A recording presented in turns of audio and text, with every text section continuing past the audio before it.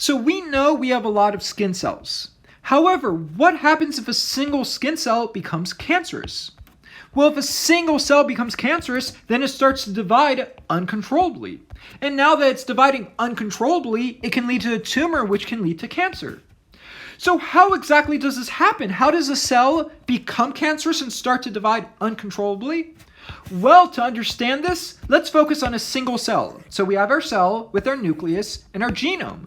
And we know we get half of our genes from dad, and we get half of our genes from mom. And we get 23 pairs of these chromosomes. But for simplicity, let's say this represents the chromosomes we get from dad, and let's say this represents the chromosomes we get from mom. So in our genome, there are two important types of genes. There are proto-oncogenes, and there are tumor suppressor genes. And these genes that we have in our genome are related to cancer. For example, if we get mutations in our proto-oncogenes, that can lead to cancer. And if we get mutations in these tumor suppressor genes, that can also lead to cancer. So how exactly does this happen? Well, first let's focus on the proto-oncogenes.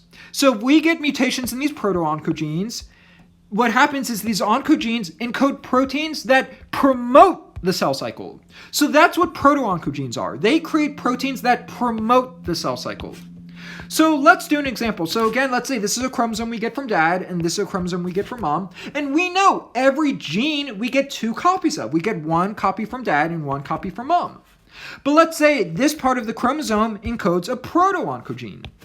So again, let's say it encodes these proto-oncogenes. And let's say these particular proto-oncogenes happen to encode some kind of receptor protein. So again, it creates these receptor proteins. So let's say this proto-oncogene from the chromosome we get from mom created this particular receptor protein. What's going to happen? How does this receptor protein work? Well, normally what happens is it binds a growth factor. And once this growth factor binds to this receptor, then this receptor goes through a conformational change, where this cytosolic tail goes through a conformational change where now it can react with a protein. So now it activates this protein, which activates another protein, which activates another protein, which activates a transcription factor. Now, once this transcription factor is activated, now it can turn on genes that promote the cell cycle. And now the cell starts to divide. So this makes sense. A growth factor binds. Now it promotes growth. Now the cell starts to divide and now can start to divide. So that makes sense. And this is a way this cell only divides if it binds a growth factor. If the growth factor binds, then the signal transduction cascade activates the transcription factor, which turns on these genes, and now the cell divides. However, what happens if maybe the chromosome, let's say the chromosome we get from dad, let's say we happen to get a mutation in this proto-oncogene. So now if we have a mutation, now it's going to create a faulty protein. Now it's going to create a faulty receptor. So now we have a mutation, so we create a faulty receptor. And let's say this faulty receptor we created happens to be constantly activated. So again, the receptor we created the chromosome we get from mom was normal. It was non-mutated, so it created a normal receptor, which was only activated when it binded a growth factor. However, we get a mutation in the chromosome we get from dad, so now it creates this receptor that's faulty, which is constantly activated. So maybe it's constantly activated, and maybe the cytosolic tail, it's constantly activated. So now what's going to happen? Well, now it's going to constantly activate this signal transduction cascade, which is going to constantly activate this transcription factor, which is going to turn on genes that are going to promote the cell cycle. So now the cell is going to constantly divide, and now the cell cycle is constantly activated. And because we had this mutation in this proto-oncogene, which created this faulty receptor, which is always activated, so therefore this cell is going to constantly divide, and that can lead to cancer.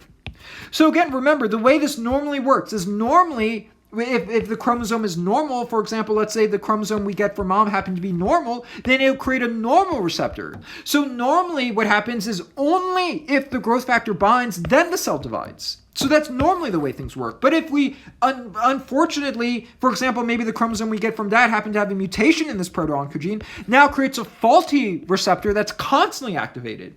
So now it's constantly activated, now it's constantly activating the signal transduction cascade, and now the cell's constantly dividing. So even though the chromosome we got from mom was normal, all we needed was one bad copy to create these receptor proteins that are constantly activated. Now the cell's going to constantly divide, and that can lead to cancer. And just a little terminology, When the proto-oncogene is non-mutated, it's referred to as a proto-oncogene. However, if it becomes mutated, it turns into, we call it an oncogene, and now it creates this protein that's constantly activated and constantly promotes the cell cycle. And we refer to this as the one-hit hypothesis, because we only needed one of our copies to get mutated. That's all you need. You only need one of the copies to get mutated, so now it creates these receptors that are constantly activated. Now the cell constantly divides, and now that leads to cancer. So now let's talk about tumor suppressor genes. Essentially, tumor suppressor genes create proteins that are constantly preventing the cell from dividing. So it's blocking the cell cycle and blocking the cell from dividing. So for example, again, we know we get a chromosome from dad and chromosome from mom. And let's say this part of the chromosome happened to encode a tumor suppressor gene.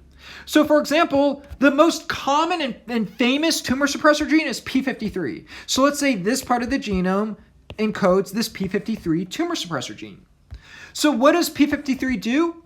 Well, it's a transcription factor. So it's going to turn on genes. And let's say specifically, so again, it's a transcription factor, so it's going to turn on genes. And let's say p53 specifically turns on and activates the transcription of this p21 gene. So again, so p53, this tumor suppressor gene, essentially is a transcription factor that promotes the transcription of this p21 gene, a protein. So this p21 protein now inhibits cyclin-dependent kinases. So when it inhibits cyclin-dependent kinases, that inhibits the cell cycle. Now it blocks the cell cycle. So I know this is a little complicating. There's a lot going on.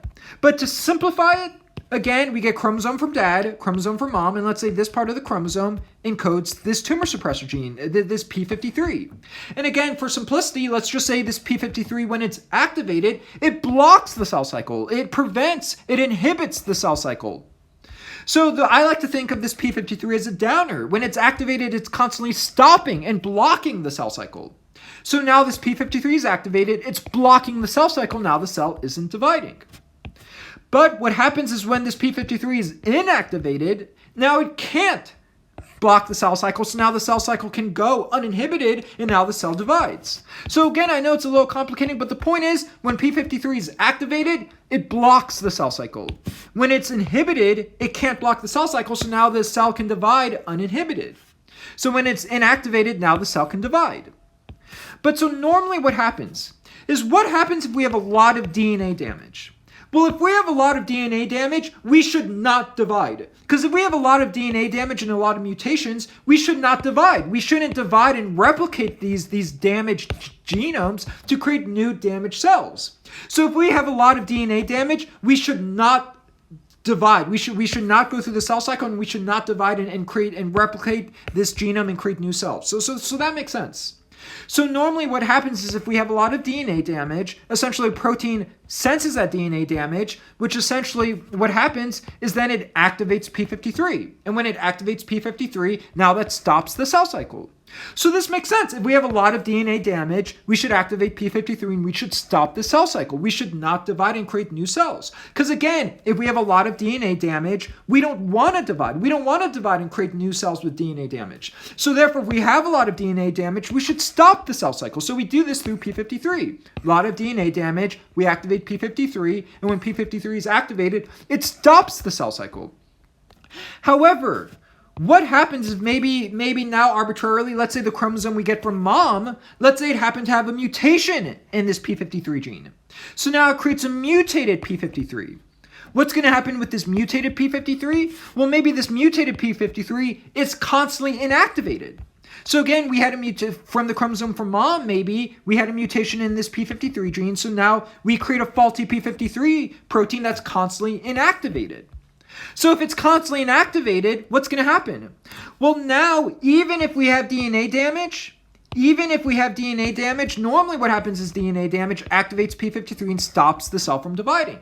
However, if we have a mutation and this p53 is constantly inactivated, now if it's inactivated, even if we have DNA damage, it's not going to be able to stop the cell cycle. So that's bad. This mutation in this p53, now this p53 is inactivated, now it can't stop the cell cycle when we need to stop it. So that's dangerous. So now the cell can divide. Even if this is inactivated, now even if we have DNA damage, which the cell cycle can continue to divide and the cell can continue to divide.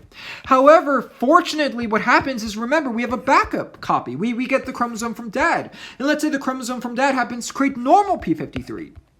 So again, even if we have a mutation in the chromosome we get from mom, which has inactivated p53, we have a backup copy. And maybe this one we get from dad is normal. It's non-mutated. So this is going to create a normal p53.